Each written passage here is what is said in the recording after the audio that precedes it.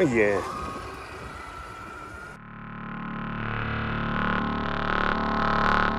Niin, tänään meillä on Jikongi pöydällä ja mä tilasin siihen jo vähän niin kuin ennakkoon tämän Fusion SC-moottorin 1800, koska mulla on sama moottori tuossa Belukassa HB Toysissa ja se on älyttömän hyvä kyllä. Älyttömästi vääntöä ynnä muuta ja pysyy viileänä ja akkukin kestää pidempään tämmöisellä harjattomalla. Mutta se, mitä en ottanut huomioon, niin tässähän on tämmönen 750 moottori, joten mä en tiedä yhtään sopiiko ne noi kiinnitysruuvit tohon motormounttiin. Luultavasti ne kyllä käy, mutta tässä saattaa myöskin olla toi paksumpi se akseli moottorilla, joten mä en tiedä pystynkö mä käyttämään sitten tuota vakiopinionia, mutta se nähdään sitten vasta kun sen purkaa tosta pois ja ihmettelee lisää. No saattaakin käydä tässä niin hyvä tuuri, että tässä on tämmönen liukuva tää motormountti, joten ei välttämättä tarvitse purkaa koko vaihdelaatikkoa pois, että saadaan moottori irti, mutta pian sen nähdään. Ja meillä kävi kuin kävikin niin hyvä tuuri, että se liukui ihan sieltä paikaltaan pois tosi kätevästi. Ja kuten kuvasta näkyy, niin se on ihan tuolla reunoilla toi kiinnityspiste, mutta siellä näyttäisi olevan pienemmälläkin moottorille. Onneksi noi omat reikänsä, joten mä oon hyvin vakuuttunut siitä, että me saadaan tämäkin kyllä sinne ruuvattua kiinni. Mutta kuten huomaatte, niin siinähän on selkeästi isompi toi akseli. Niin me tarvitaan uusi pinjoni tai sitten, jos mä löydän semmosen sovitesliivin tonne reikään, niin sitten me saadaan se tähän fusioniinkin kiinni. Toi sama. No joo, kävi semmonen hyvä tuuri, että pinjonilaatikosta löytyi tämmönen adapterisliivi tonne.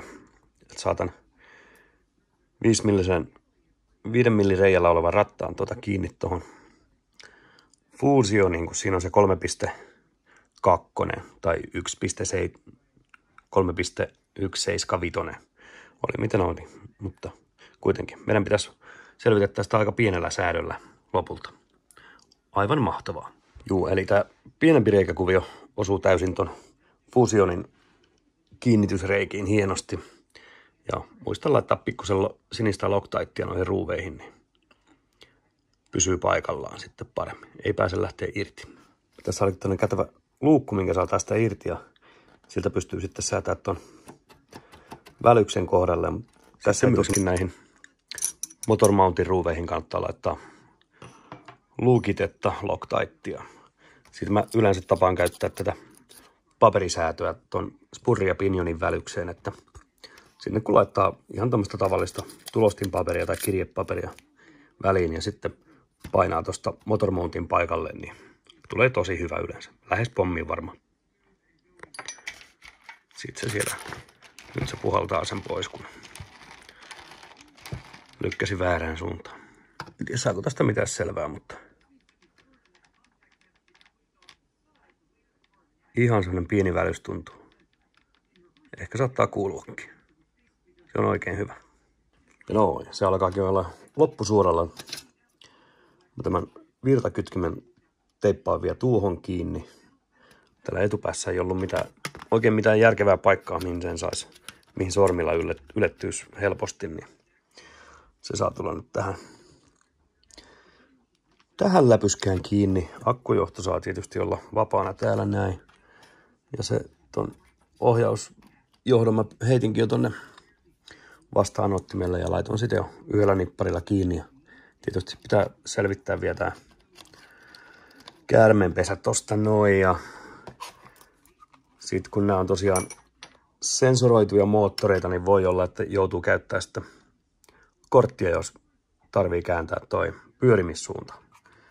Sitä ei tietenkään onnistunut sitten jo kahta johtoa kääntämällä näissä 2-in-1 jutuissa tehdä, joten siihen tarvii sitten tämmönen olla, mikäli tilanne on se. Joskus käy hyvä tuuri, ettei tarvi edes kääntää sitä. Koitan ajaa tuosta oikein hiljaa noiden muiden autojen yli.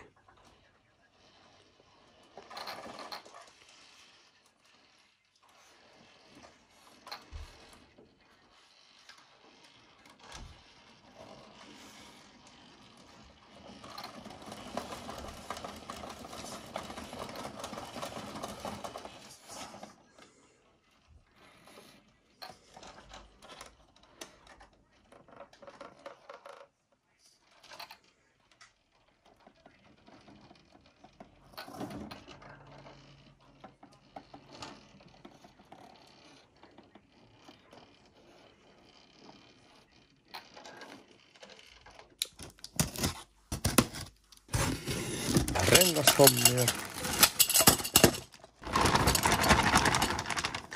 Nämä renkaat on jännät. Tässä kyllä lukee Traxxas ja Canyon Trail ja kaikkea, mutta ja siis tosi tahmea ja hyvän tuntunen rengas. Pehmeä ja pitäisi olla paljon pitoa. Mutta yksi asia, mikä mua ihmetyttää, on tässä, että lukee toi Rotation. Se osoittaa tonne vasemmalle. Sitten kun mä käännän tän toisinpäin, niin tälläkin puolen osoittaa Rotation tonne vasemmalle. Joten kumpaan suuntaan näiden pitäisi niinku pyöriä. Mene ja tiedä. Ja mä tapaan reiittää nämä omat renkaani. Kaikki ei reijitä, mutta mä tykkään. Ja sit kun kasaatte vanteita, niin tämä keskirengas on äärimmäisen helppo unohtaa täällä, joten yrittäkää muistaa se laittaa sinne paikalle.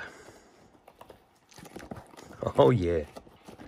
1.9 renkaat ja nämä vanteet on 2.2, mutta tää kyllä menee tonne pienellä venytyksellä ja jos se vähän harraa vastaan, niin tuohon voi levittää pikkusen silikonispreitä.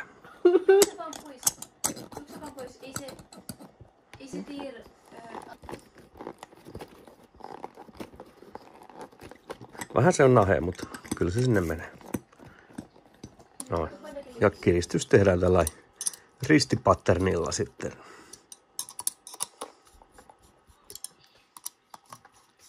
Pikkusen kerrallaan. Ja sillä aikaa, kun Nathan Drake vaihtaa renkaita tuohon autoon, niin ruvetaan vähän tuunaamaan iskareita.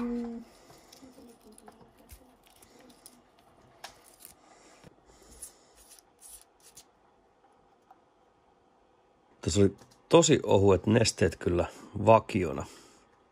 Pannaan pikkusen painavammat. Nämä uudet renkaat on kyllä sen verran leveämmät, että ne ei välttämättä enää pääse taittumaan sinne korin alle lokasuojaan, mutta se nähdään sitten. Ja se tulee tosi lähelle tuolta, joten kun tää rengas koko kasvaa pikkusen, niin saa nähdä hinkkauko se tohon, mutta sekin nähdään sitten kun kokeillaan. Joo, ne tuli kyllä niin lähelle toisiansa, että heti jos on pientäkin klappia suuntaan tai toiseen, niin ne kyllä ottaa toisiinsa kiinni.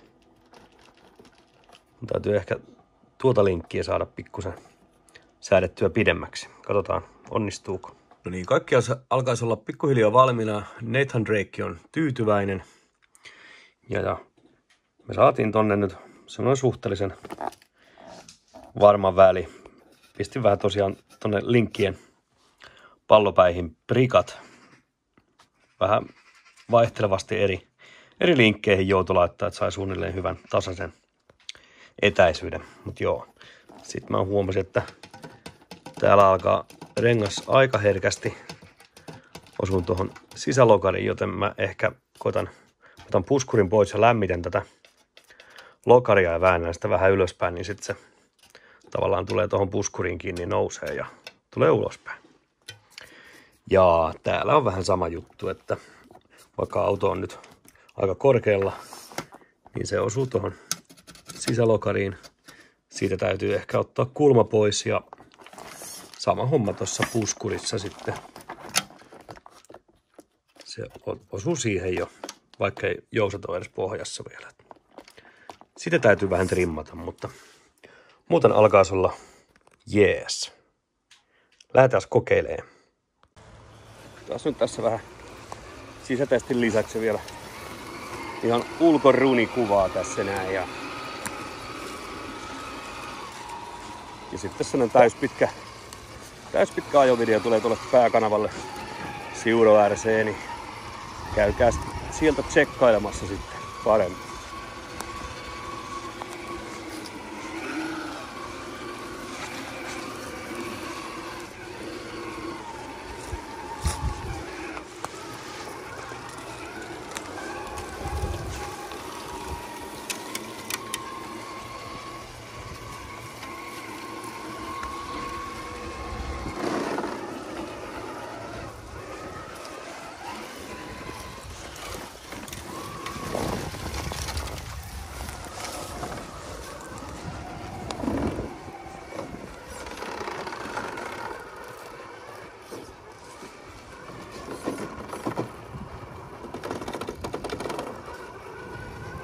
Oh yeah.